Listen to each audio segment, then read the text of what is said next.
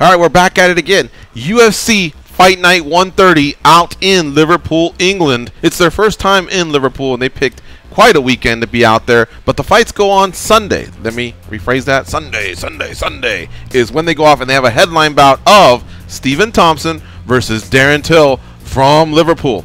All right, Stephen Thompson's your favorite at -170. Darren Till is the underdog at +140. Dan, Tom, what goes down? This is a really close match on paper. A lot goes into it, mainly because you pretty much have the two guys at 170 who are the best at distance management. They also like to counter, which means it could be a drawn-out fight. It could go a little long.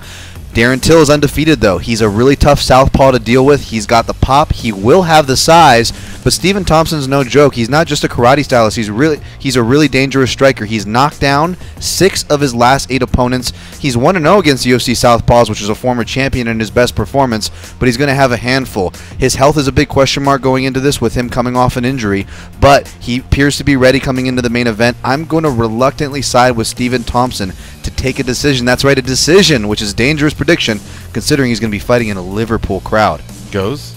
I'm not envious of the judges that night. There are not going to be very many strikes thrown in this fight. I feel like there's just going to be a lot of feeling out. That's going to happen round after round.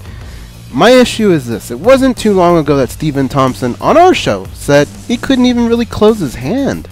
And now he's in a fight? That doesn't make much sense to me. If they were both 100%, I would say Stephen Thompson. But because I just don't think he can be 100% after saying that, I'm going to go Darren Till.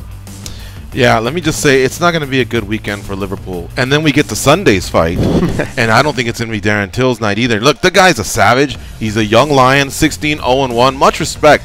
I mean, he dismantled Cowboy, and I think he's the future. I think he's the real deal. But Stephen Thompson's one of those guys who's very precise with what he does. He's very disciplined in what he does. But more than anything, the level of expertise he's acquired from the fighters that he's not only fought but beaten. He outboxed a boxer like, or I should say outstruck a boxer like Masvidal, a kickboxer like Roy McDonald, a heavy-handed wrestler like Johnny Hendricks. He sent Whitaker to the middleweight division, and he drew with Woodley. Even though he lost one fight with Woodley, he drew with the world champion Woodley. Stephen Thompson is just, like I said, a tough puzzle to figure out. I think it's too soon for Darren Till. However, the one thing I like about Darren Till is he's risky. He's a risk taker. He goes balls to the wall, and he really does go after it. And I love fighters like that. So I'm not, in no way will I be shocked if I hear that Till got the fight and won the fight, because I think he's going to rise to the occasion in front of his hometown crowd. But man, breaking it down skill set for skill set and knowing how much of the game's mental, I'm going with the favorite, Stephen Thompson.